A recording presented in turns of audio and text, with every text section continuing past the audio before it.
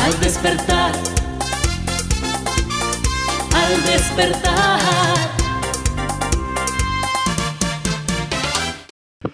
Hola, buenos días, bienvenidos al despertar de GAFA TV Ecuador. Esta vez he invitado cordialmente a nuestra oficina a la doctora Angélica Porras. Ella es académica, es abogada, fue vocal del Consejo de la Judicatura, para hablar de un tema que es político, que es jurídico, que es humano, que es el asunto de la crisis política que atraviesa nuestro país.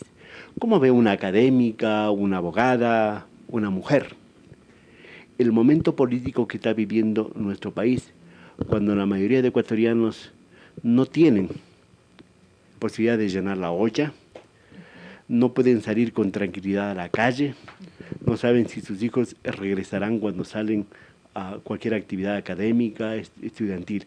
¿Qué está pasando? ¿Cómo ve usted? ¿Cuál es su lectura? ¿Cuál es su digerimiento de este momento político del Ecuador? Buenos días. Buenos días, muchísimas gracias por la invitación, Fernando, un gusto estar aquí con usted. La situación del país es compleja, es una crisis en todos los niveles y diría que es una de las peores crisis que hemos soportado como sociedad desde que volvimos a la democracia. Y lo más paradójico es que, si bien es cierto, hay un gran porcentaje de la población ecuatoriana que está sufriendo, que está siendo empobrecida, con falta de seguridad. Por otro lado, tenemos grandes reservas internacionales de dinero que estabilizan la macroeconomía, pero que no repercuten en el cumplimiento de las necesidades de la gente. Entonces no hay inversión en salud, no hay inversión en educación, hay abandono total de ciertos sectores de la sociedad, de ciertas provincias que históricamente han sido olvidadas y que ahora lo están siendo más, como por ejemplo Esmeraldas, o como por ejemplo Santo Domingo y también Guayas. Y esta situación de olvido, de quemimportismo por parte del gobierno ha hecho pues que en realidad en la sociedad reine la ley del salvaje, del más fuerte y nada más. Doctora, ¿cuándo comienza esta debacle en el Ecuador? Esa es una gran pregunta. Yo diría que hay que tomar las cosas con bastante serenidad para analizar esto. Si bien es cierto, cada uno de los gobiernos desde que regresamos a la democracia han tenido sus cosas malas y sus cosas buenas, podríamos decir que durante el correísmo hubo inversión social. Hubo dificultades en el tema de la corrupción, hubo dificultades en el tema de la falta de independencia de la función judicial, y hubo también problemas en cuanto a la tolerancia de las voces disidentes, pero hubo inversión social. Nosotros los ecuatorianos consideramos que eso se iba a mantener, pero la verdad es que cambió la ideología del gobierno y no solo que se mantuvo la corrupción, la falta de independencia de las funciones del Estado, sino que además se dejó de invertir. Hubo cero inversión social. Entonces lo que ocurre, por ejemplo, en la actualidad es que el presupuesto del Estado está gastado ni el 1% en este año, con tantas necesidades. Entonces yo diría que lo que cambió radicalmente es esta preocupación del Estado por apoyar en la generación de la economía de la sociedad. Y esto realmente fue un cambio sustancial que agravó totalmente las cosas a partir del gobierno de Lenín Moreno. Obviamente que nosotros sabemos, señor Lazo, cuál es su dinámica, de dónde viene y a dónde apunta, ¿verdad? Ellos no están por un Estado fuerte, sino por un mercado fuerte. Pero vayamos a lo jurídico ahora, usted como abogada. Al presidente Guillermo Lazo le están procesando un juicio político por peculado. Usted tendrá su opinión respecto a la Corte Constitucional que desechó otras acusaciones y solo dejó el asunto de los buques.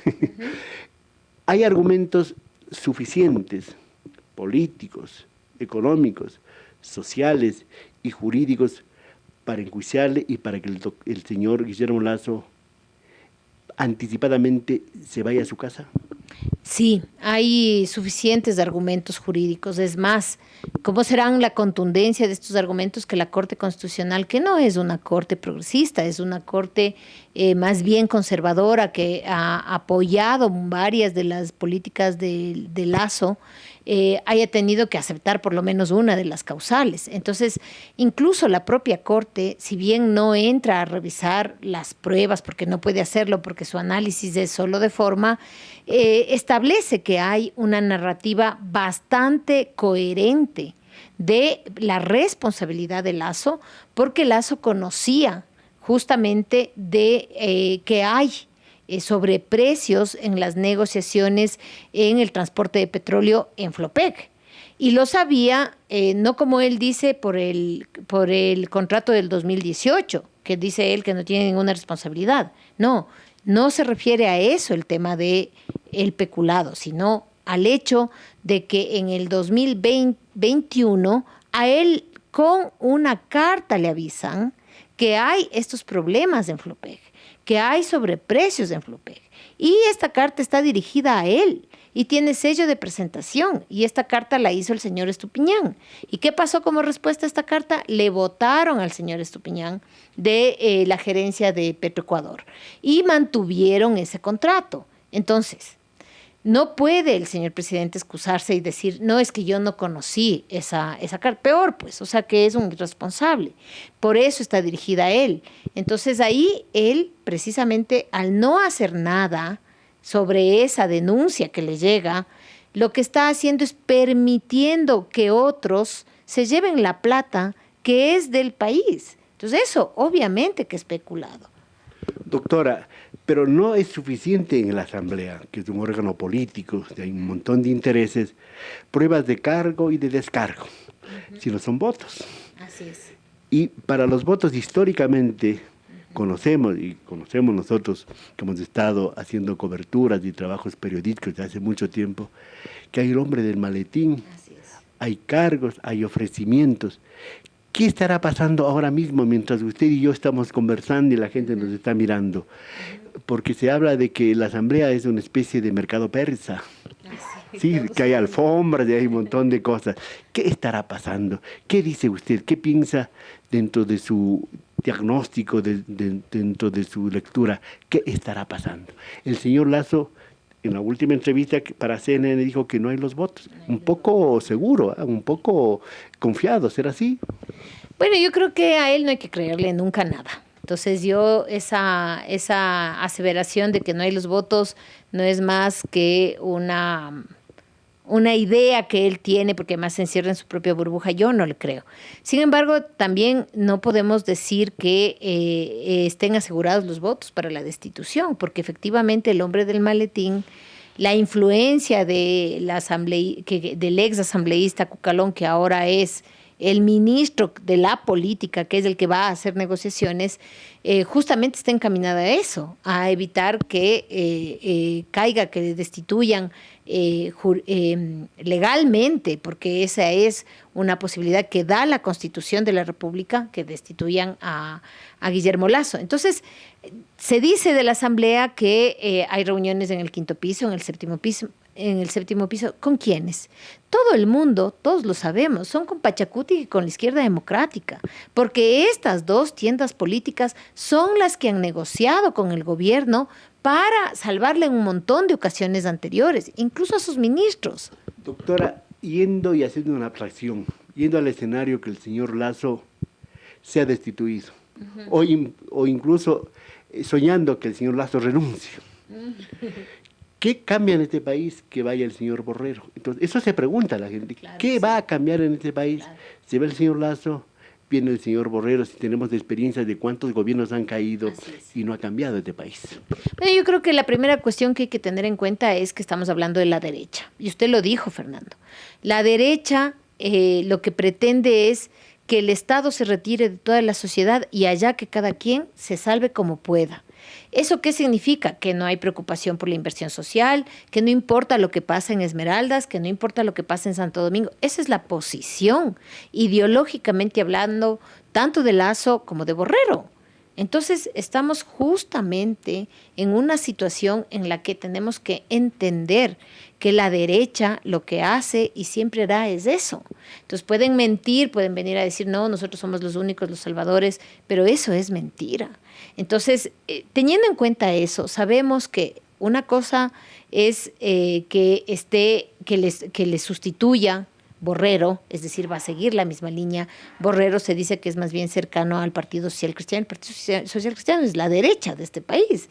Claro, es la vieja derecha, ¿no? O es la derecha de la costa. Y el señor Lasso es esta derecha, que aunque él es guayaquileño también, o vive en Guayaquil, es la derecha más bien serrana, asociada a los bancos.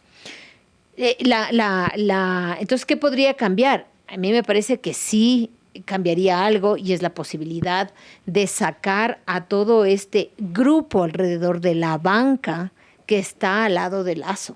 Porque ¿quién está gobernando? Es la banca. Doctora, el otro escenario. El señor Lasso no se va. Se salva porque los amelitas son buena gente y patriotas, o cayeron en la tentación, o lo que sea.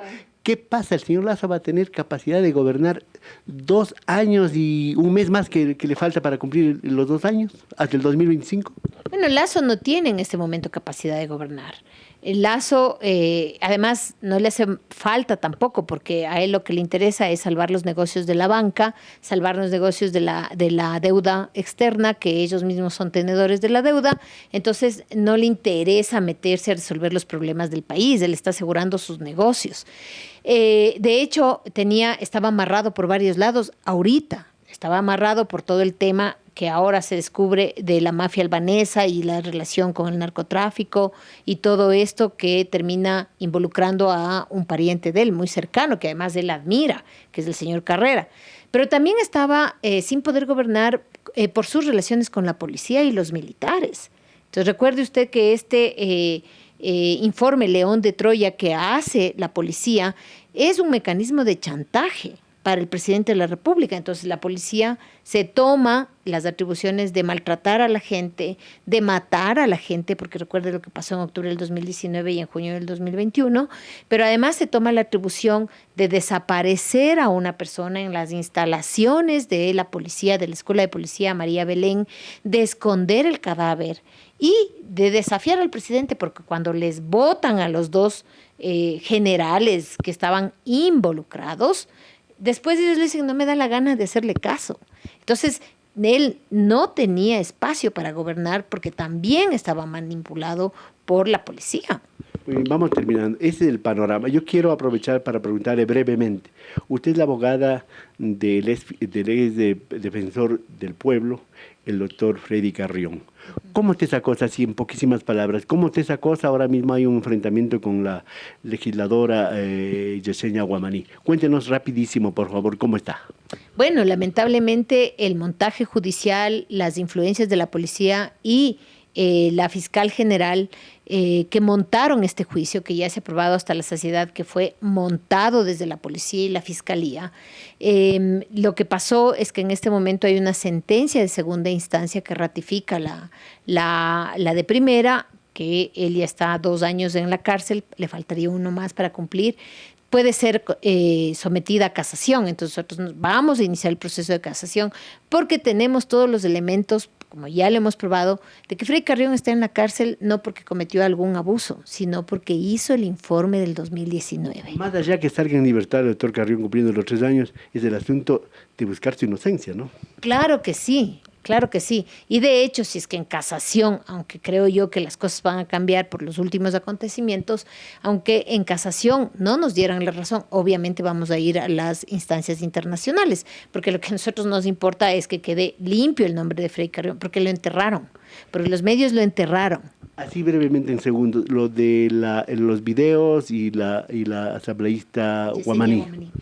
Yesenia Guamaní presentó un video en la asamblea que supuestamente probaba que Freddy Carrión era el abusador. Ese video lo que muestra es una conversación entre el que era ministro de Falconi y Martínez. Y donde Falconi le dice a Martínez, nos golpearon. Y Martínez le dice, ¿quién? Y Falconi le dice, no sabemos quién nos golpeó.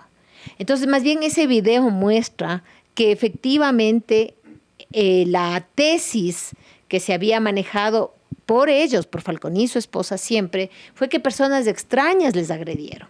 Entonces ahora la señora Guamani lo presentó en el juicio político y ahora no nos lo quiere entregar, porque lo presentó en el juicio político borrado unas partes.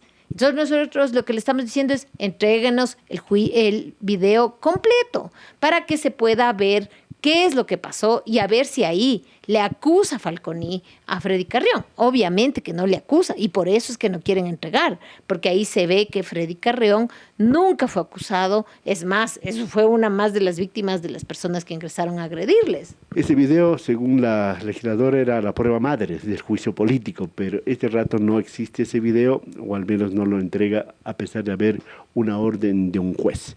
Agradezco la presencia de la doctora Angélica Porras por haber asistido a nuestro estudio y hablar sobre el momento político de nuestro país y darnos algunos pequeños tips sobre el caso del ex defensor del pueblo, el doctor Freddy Carrión.